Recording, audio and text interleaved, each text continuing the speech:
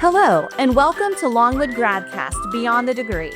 I'm your host, Dr. Sarah Tanner Anderson, Assistant Dean of the College of Graduate and Professional Studies. This season, we're exploring one big question: how did you get here?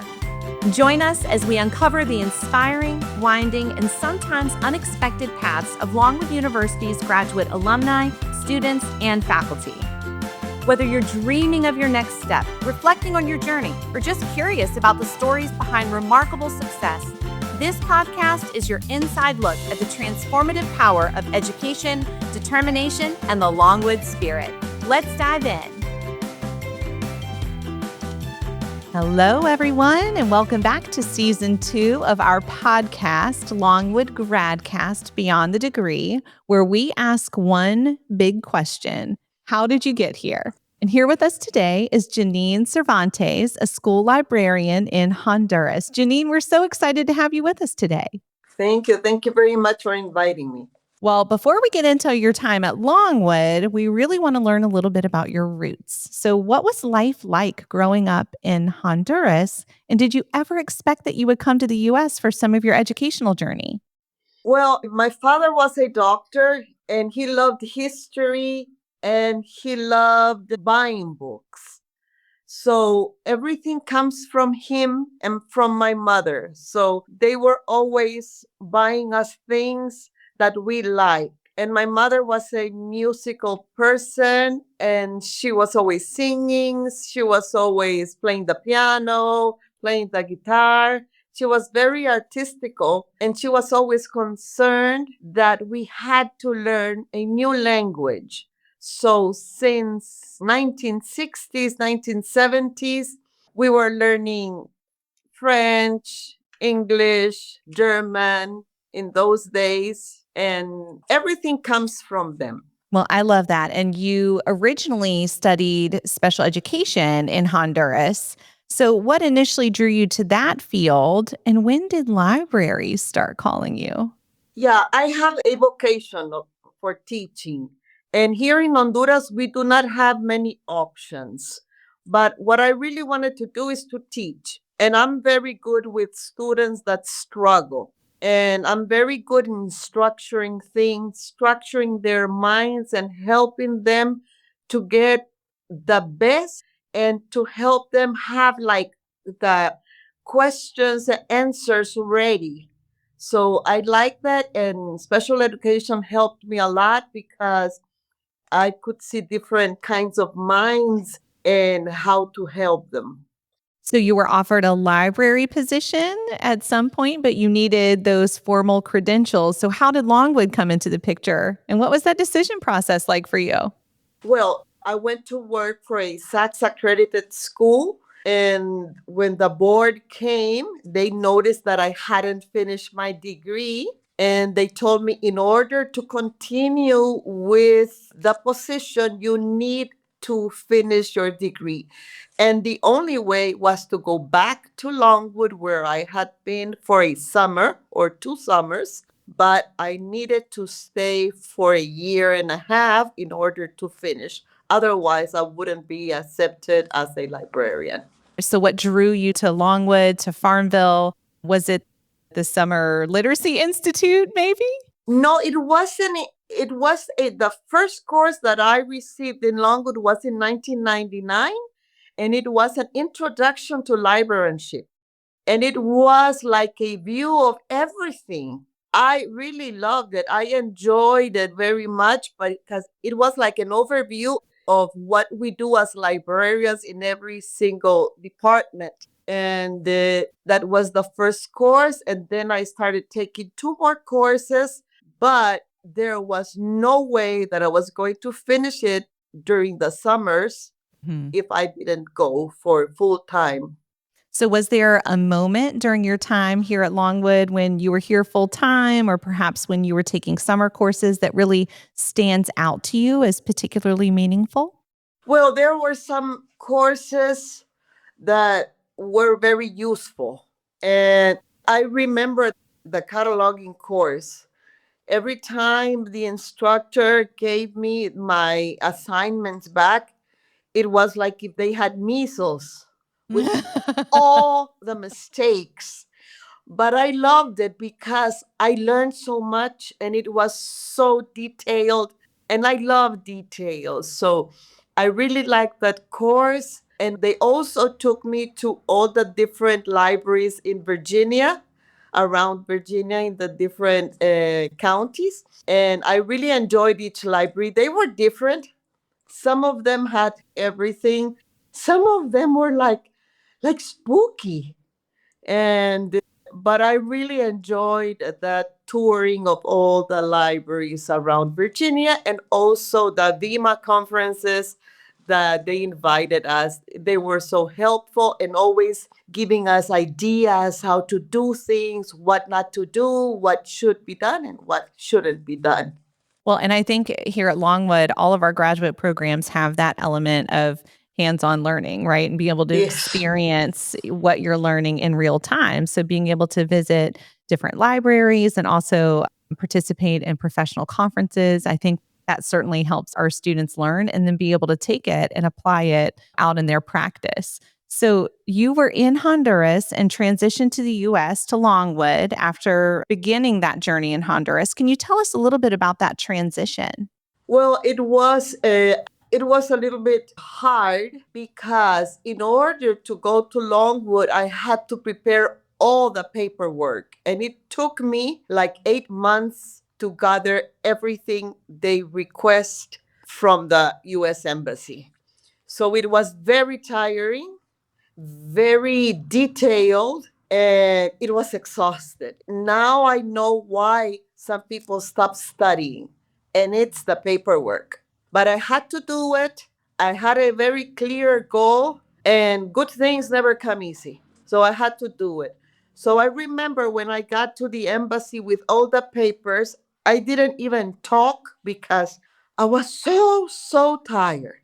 And I just showed her the papers, and she just went, "Congratulations, everything's ready." Oh my God. And I think I fainted. Oh, you'd put so much into it at that Yeah, point. yeah. It's like that. Oh my goodness. Well, I'm so glad. And I think that's great advice that nothing worth doing is necessarily easy. It takes some hard work and some dedication. And so, oh, I can feel you, Janine, with paperwork.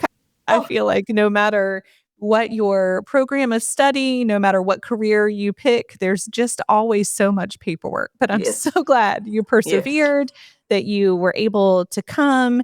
And you mentioned a couple of different things like the conferences and the library visits and different courses that you've taken. Is there a particular faculty member, perhaps, that really played a pivotal role in your story? And can you tell us a little bit about that person? I remember Dr. Church and Miss Reeve. She was so helpful. She was always taking me to all the visits. She was the one. And of course, Dr. Church, she's a role model. She is a She wonderful is woman. always willing to help you and to share her knowledge. And she's always on top of the alumni, helping them and always keeping you posted. And I don't know how she does it because she works all day.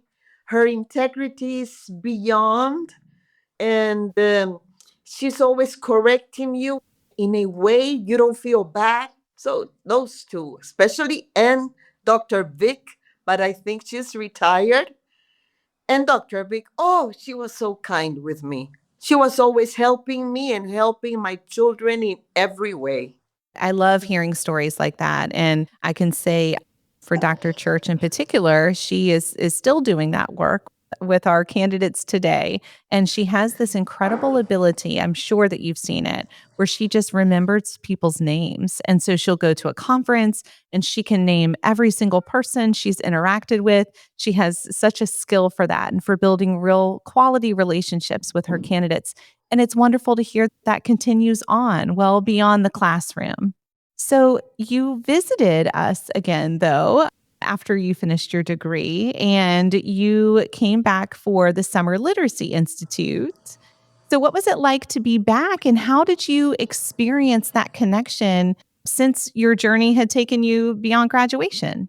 Yeah, it was very emotional. It was very emotional. And just to remember the places where I had been, and to go back to the church where I went every Sunday, to go to the high street and to see the shops, and to go to the library, to the Greenwood Library, and to see the things, and everything was almost the same. And that impressed me, because usually you think that the changes are physical, but no, they don't need to be physical. What happens in Longwood, that's my feeling, is that they change you, not your physical part, but it's your brain that they change. So it was like, everything is the same, but I'm different. And in all the best ways, I'm sure. Yes, yes, definitely. Well, and you mentioned that it changes you. And so you have taken all the amazing things that you've learned from all the wonderful faculty here, from your colleagues, and you have created or reshaped libraries across multiple continents. So not just the work that you did here when you were here at Longwood or in Honduras, but Morocco, Qatar, Mongolia, Mexico, Egypt, Thailand. So can you tell us a little bit about the challenges, but also the joys of being a librarian across such different cultural contexts? Well, the challenges is that they do everything different. They do everything different, and the language barrier is one challenge. So you need to learn the basic words, because they will appreciate your effort. So that's the first challenge that you have. Sometimes it's the weather, minus 55, plus 48, plus 50 degrees Celsius. So extremely hot or extremely cold. So you need to adapt to that. Also, you need to adapt to new food, what you are going to eat. You need to adapt your clothing. You cannot show your elbows, show your knees. You cannot wear shorts. So you need to be prepared for that. And you cannot complain. Just do it. Well, I think that's great advice across the board. Just just do it. And I think if people complain less, we'd get more done, right? But I Yeah. think it's incredible though that you're right. You do have to consider so many cultural contexts when you step into a different place to do the good work. And you a lot of times are just thinking about the work that needs to be done, but considering what you wear and what you eat and preparing for different climates. I think all of that certainly goes into it. So could you tell us a little bit about what each of those experiences have been like for you, and maybe how it's opened doors for you, or maybe closed one door and opened another as new opportunities as you've moved through all of these experiences? I remember that when they hired me in Qatar, they hired me because they told me, we want you because you already have experience working in a Muslim country. And they liked that. For example, in other countries, like in Thailand, they are Asian countries, that they are silent countries. And as Latins, we are loud. And that didn't work.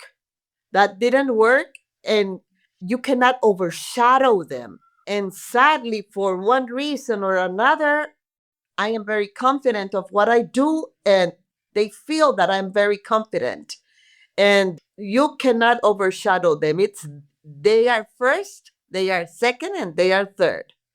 So it was a little bit complicated in Thailand for me. But in the other countries, once you know their cultures, once their traditions, their celebrations, and you appreciate that, they appreciate you, and they appreciate that you know it. And I like how you mentioned earlier just putting forth the effort to Oh, know some of the words, to know a bit about the yes. culture. That is appreciated. So you mentioned it was a little difficult in Thailand. Could you tell us a bit about your experience in Morocco? So I've heard previously that you've said it felt like you were starting from minus 50 rather than right at zero. And so I'm hoping you might tell our listeners what you mean by that, and then maybe share some of your big lessons that you learned from that experience. Yeah, in Morocco, when I say minus 50, is that zero is an empty room. That's zero. But minus 50, when you have 20, 30, 40, or 50 boxes, donations that have been there forever. So it stops everything. You need to go box by box because space is limited, and you need to be careful with free things, with free books. And you can find treasures, but you need to select them, and you need to decide what is going to work for the school and what is not going to work for the school, remove it. So it took me lots of time. Also, it was in the basement. Nobody wants to go to the basement.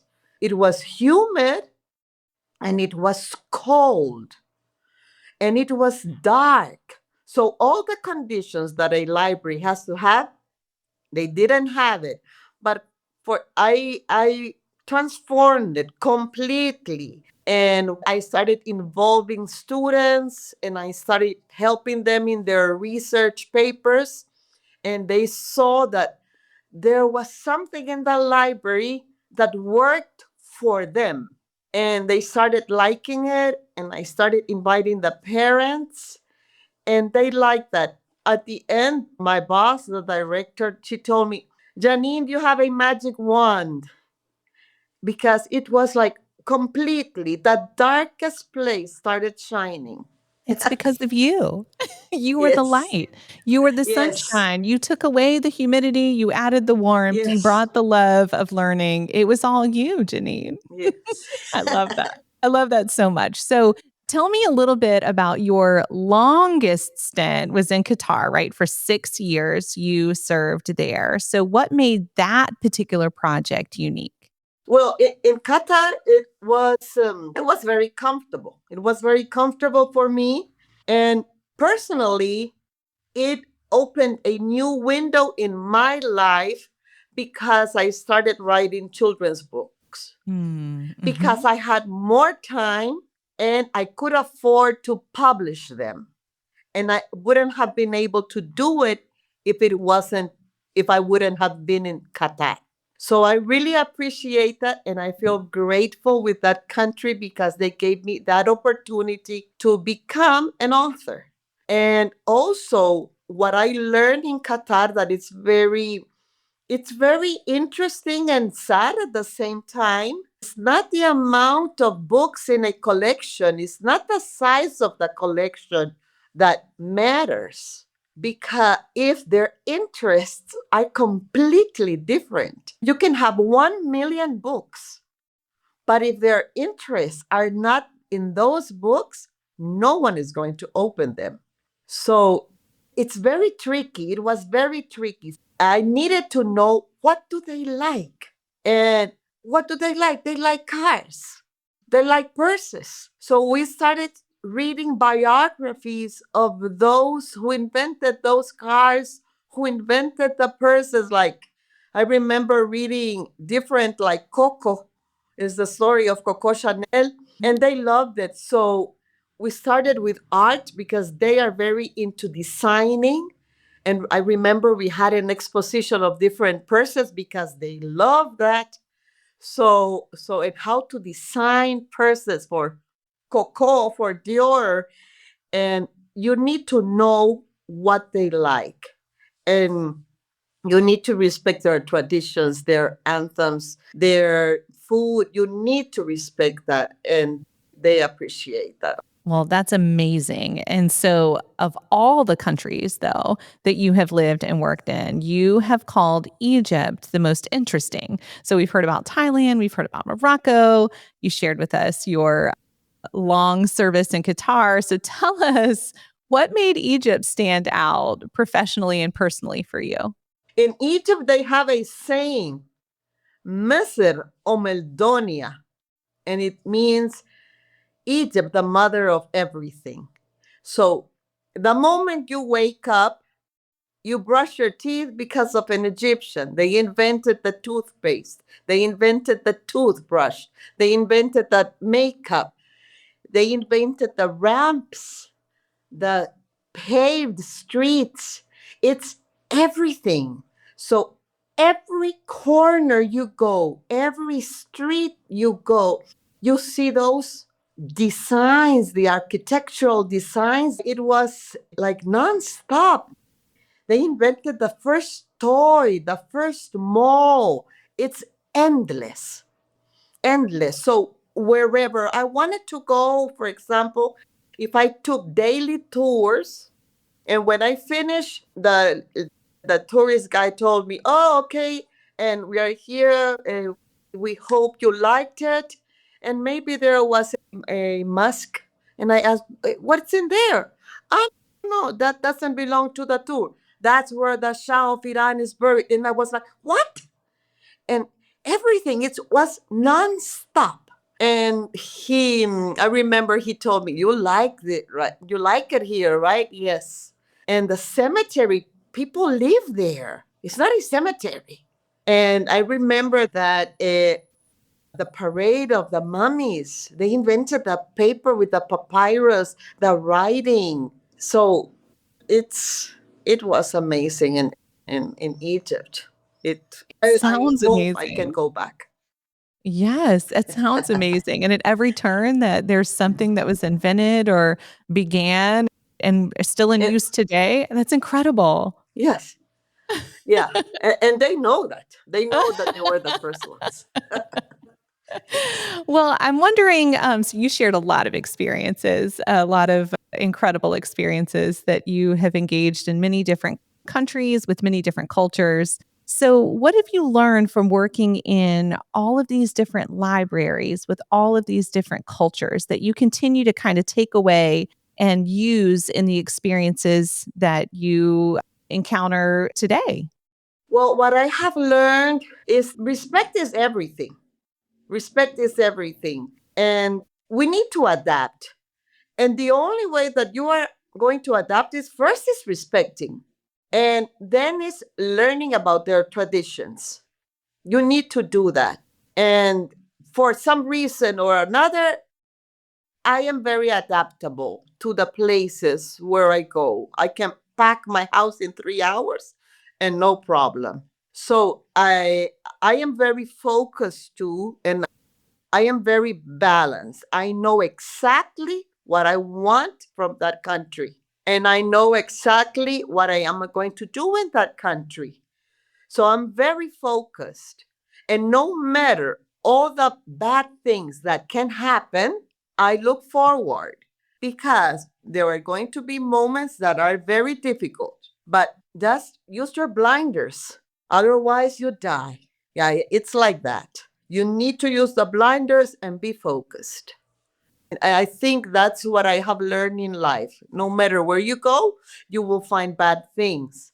But focus in the good. Focus in the good. And thank God I have had made friends and colleagues that we are still in touch.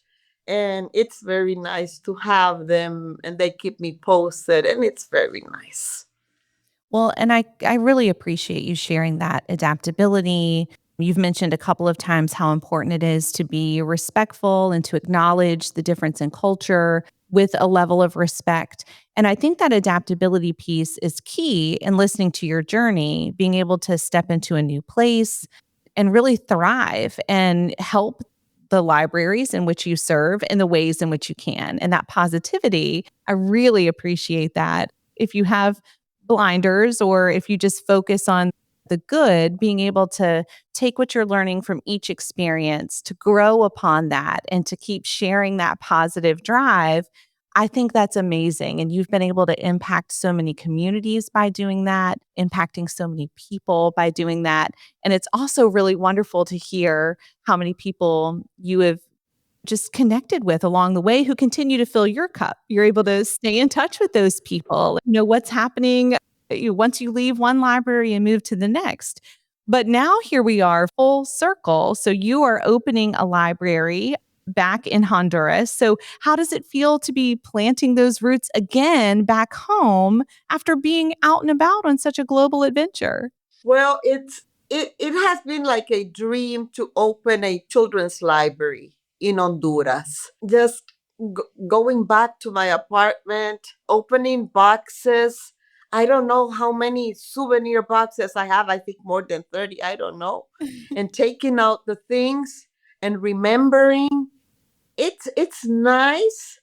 It's tricky because you know that time does not stop, and it's you have to do it, or you do it or you do it. The situation in Honduras is very difficult right now, and but I have very clear what I want to do, and it's a storytelling center.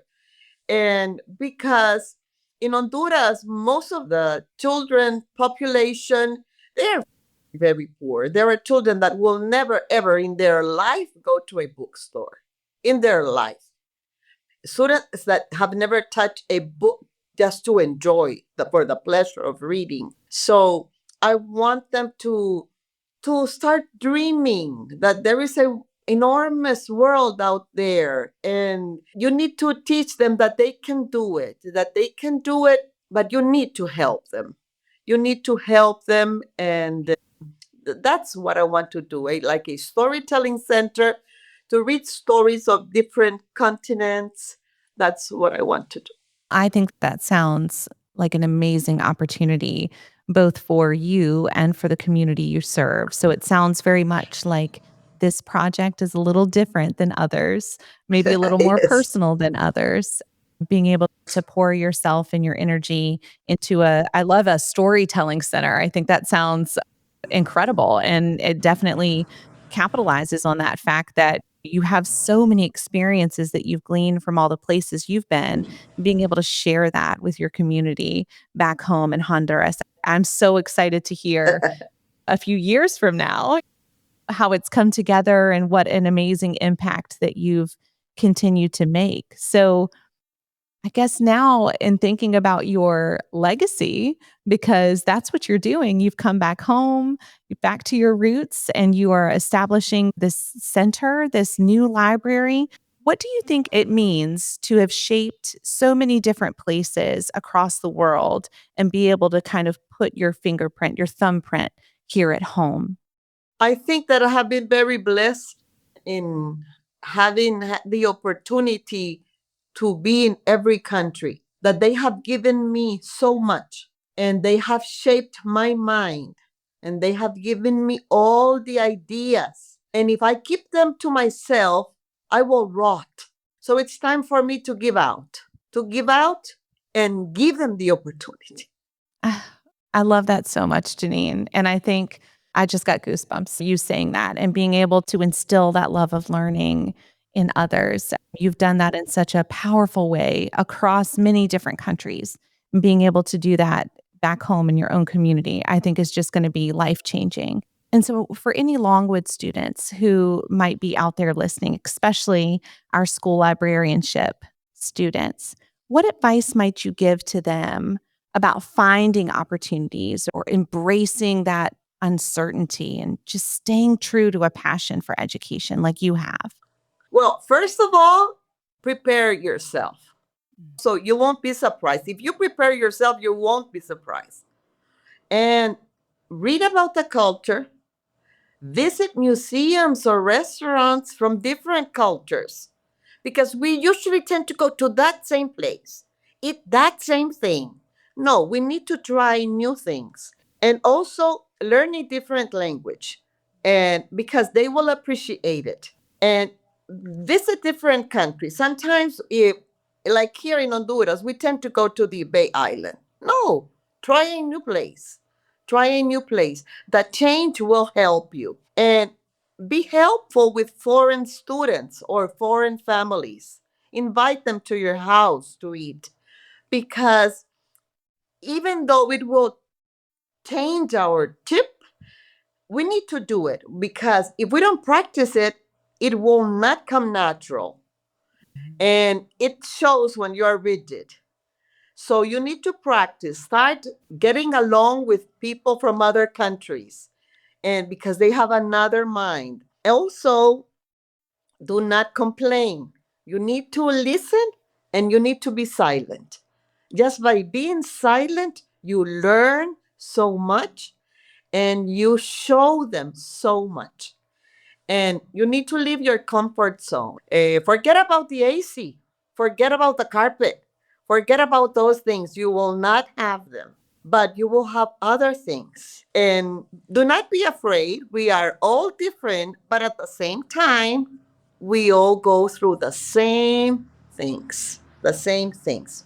And also, I remember in Longwood, Mr. Calhoun, I don't know if he's there, he invited all the international students and he asked us what were we going through. And I remember there was one student from Europe. He was complaining about not complaining, but I think he had a rush because of the weather.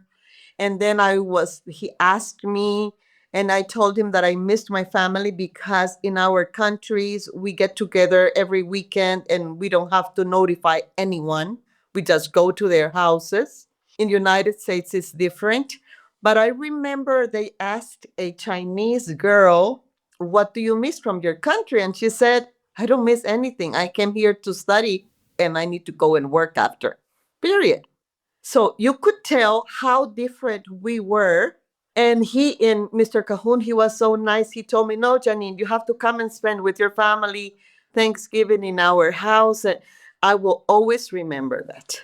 I love that so much. And you, just to unpack that, you just gave so many incredible pieces of advice, being open to opportunities and taking advantage of any learning opportunity that presents itself, but also recognizing that it's going to be different from your own.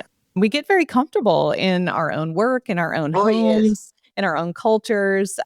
But great advice from just go to a different restaurant, go to a different place. We get so ingrained and just complacent in the stuff that we do, the stuff that we eat every single day, that something as small as that, just stepping out of your comfort zone and recognizing that there's such a big, beautiful world out there. Oh, You just want yes. to be a part of Yes. it. So all of that is just wonderful advice. Yes. I particularly remember a Syrian family that invited me for dinner. And you're going to receive invitations all of a sudden. So forget about scheduling. It's all of a sudden. And they just told me, "We are going to invite you for dinner. You have been helping me with Spanish, and my wife wants to meet you." So I went. What I noticed is that every time I started eating, they started eating. Every time I put my fork down, they put their fork down. And I was like, what's this? When I eat, they eat. When I stop, they stop. And he noticed that I noticed, but I didn't say anything. And he told me, "When you stop, we will stop you. You won't feel bad. And if you keep eating, we will keep eating so you don't feel that you're eating more than what you have to eat." Because for us in Syria, after God is the guest. So it was like, Wow. oh, so let's continue eating. But that's a small thing, but it's Oh, still yes. it's a difference. So I'm glad that they were able to be instructive about it because yeah, Yes, I think I yes. would have noticed it too. Yes. All right. Well, I have one last question for you, Yes. Janine. So, if you could return to Longwood tomorrow, what's the first place on campus you would visit and why? The dining hall. I enjoyed it because when you study and you have all your assignments and projects and everything, that moment of eating and drinking, oh, I loved it. I Well, you've loved been it. And filling so your brain. Now you have to fill your stomach, right? you know, and it was like I disconnected. So it would be the dining hall. And sometimes I could afford it, sometimes I couldn't afford it. So for me, it was like, today I can go. And I was always so happy. Well, I love that. And so, for everyone listening, please know that as soon as Janine comes back to campus, you can find her in Doral Dining Hall. Yeah, yeah. Well, that is wonderful. And you have shared so many incredible things, so many stories, so many different pathways you've taken all across different countries. And we have been just so enthralled by all that you have done, all the communities you've served, the libraries you have created from scratch, you have reshaped in your own way, and the role that Longwood has played in your journey. So we appreciate you so much, Janine, for speaking with us today and sharing all the amazing things that you've been doing. Thank you. And I will always recommend there is no answer in a library. I love If you don't that. have the book, if you don't have the video, if you don't have the information or the magazine, look for it. Go out. Don't wait for the teachers. Don't wait for the students to come. Go out and look for them. That is amazing advice. And not just for our school librarianship folks, but for everyone. Keep Yes. seeking the answers to the questions that you have in all the ways that you can. Well, thank you so much, Janine, for being with us today and sharing your journey. Thank you to each one of you for giving me the opportunity. I have received a lot and I need to give out a lot. Thank you for joining us for another episode of Longwood GradCast Beyond the Degree. We hope today's story has left you inspired to reflect on your own path and the steps that brought you here. Remember, every journey starts with a single step, and we're here to support yours. Explore our graduate programs and professional endorsements at longwood.edu/grad programs. And stay tuned for more stories that remind us leadership is in our blood. Is it in yours?